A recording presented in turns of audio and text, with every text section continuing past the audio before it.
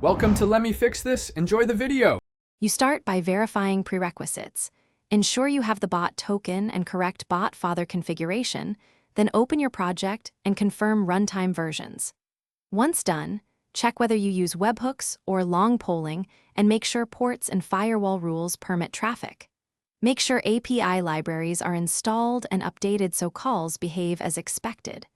Do these checks now to avoid chasing secondary errors. They cut down debugging time and give you a reliable baseline before changing code. You should now run the bot with verbose logging and reproduce the issue so you capture exact errors and payloads. Once you have logs, isolate the handler that fails and inspect how updates are parsed. Incorrect JSON or missing fields often break flows. Make sure request signatures, tokens, and chat ID match expectations. If you use webhooks, validate SSL and endpoint responses. If polling, confirm timeouts and offsets. These steps narrow down whether the bug is logic, auth, or network related.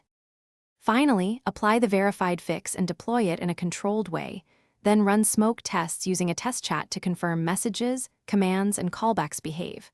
Make sure monitoring captures errors and set alerts for 4xx/5xx spikes so you react quickly.